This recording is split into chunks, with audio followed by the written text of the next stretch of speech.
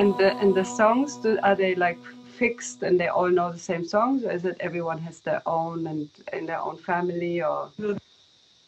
There's some songs that everybody knows, but more than the song, they know the melody, and then they can join in with a new part of the song that has them. So there's some songs everybody knows, that they're prayers, collective prayers, and they get you into a kind of a trance.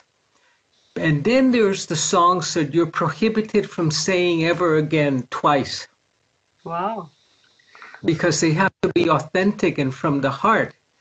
And if you're repeating it, then it's somebody else's song, or it's a song at another moment, and you're not allowed to repeat it. So you have to dig inside your gut or inside your heart to come up with a poem that will be. They will all be received equally by God, but that you will approve of, and that you can feel it's your finest offering that you can come up with. So anyway, I was mentioning that the prayer had to be from the heart. And if it was a prayer from the heart, sometimes it was just a hum, or it was just a sound, or it was a growl like the jaguar might make in the rainforest, or sometimes it was also words. And that became the song that you offered to during a ceremony, for example. And the ceremonies were always starting with gratitude. Actually, it's really interesting how the ceremonies always begin. They always begin by asking for forgiveness. Oh. By saying, I'm sorry. And I try to do that with my wife every morning as well. But it's a great, it's a great practice with I'm sorry for whatever you may have done that may have hurt somebody inadvertently. And then the next step is gratitude, is deep, deep gratitude.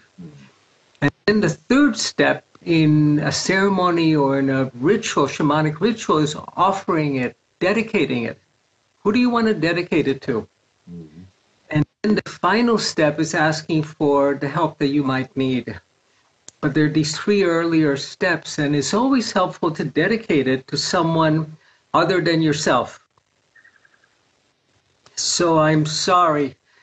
I'm sorry when I go to the holy mountain in the Andes, I always begin, when I get close to the mountain, which is like Kailash, but in Peru, I go down to my knees and I bow and I go, I'm sorry for how I may be distorting and this ancient body of wisdom, please forgive me. And then the mountain says, you're doing all right. Yeah. And then gratitude, the deep gratitude. And I always feel that when I listen to your healing mantras, they're so deeply healing for me, for my heart, for my soul. Yeah.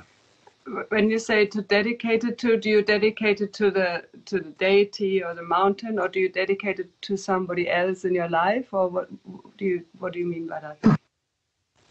Well, in the Andes is a slightly different approach, because the deities were the forces of nature. They were never personified as statues. So they were the lightning and the thunder, and of course the creator and Pachamama, the spirit of the mother, that occasionally would manifest as a feminine form, but they were never represented in statuary. So you had to find the deity in the invisible world. You have no representation in the physical world which makes it a lot more difficult. It's so beautiful to have that bhakti path of love and devotion with a representation of the divine.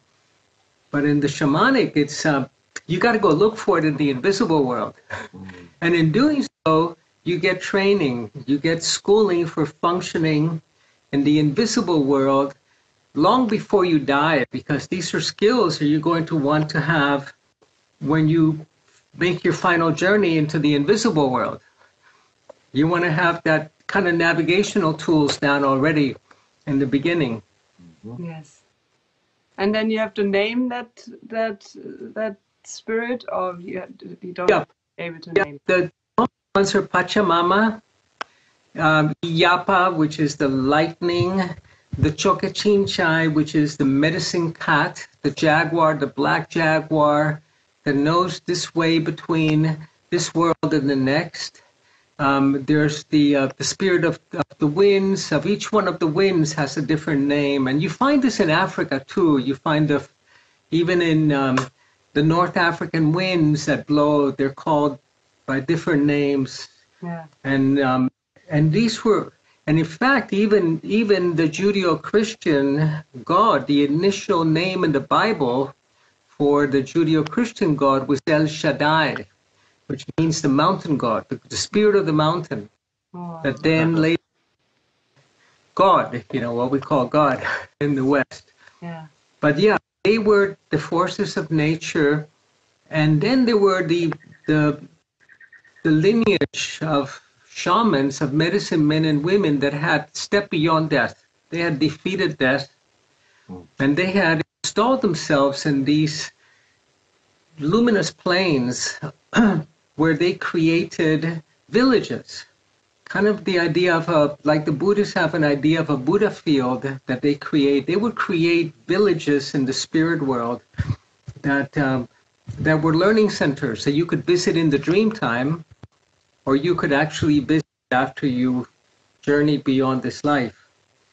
And but you had to have been a good person and treated the animals well, not just people, but the animals. Mm-hmm. So the actual physical animals here on the planet. The one? I mean, obviously the physical planets, not the physical animals, not the Dreamtime jaguars and the. Yeah. Those two, because the Dreamtime jaguars would come and eat you if you didn't treat them well. But the physical ones, Yes. because they were, it's the minute the civilization appears, you start mistreating the dogs and the cats and the farm animals and treating them like meat instead of like a creature, a living being that you're slaughtering whenever you want. I see this is the big change that happened with the shamanic traditions. They began to be lost the minute that we began to raise farm animals, pigs and cows. Because before that, you would have to go out and pray to the Lord of the beasts to gift you an animal for food for your people. And it was very rare. We were primarily vegetarians throughout most of, but the minute that we began to be,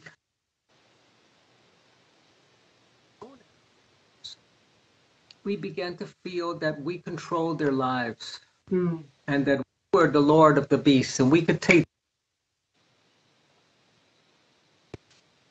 So at that point, human arrogance took over and we started slaughtering creatures in a horrible way.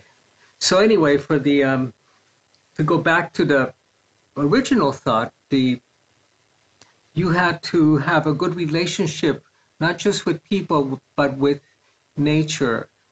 And the way that I speak about it is that I like to say that for the shaman, there's no difference between being killed by a jaguar and being killed by a microbe. They're the same thing, whereas for us, being killed by a microbe is an illness and being killed by a jaguar is bad luck. But for the shaman, the same thing. You have to be in good relationship with jaguars and with microbes. They're both going to be looking at you as lunch.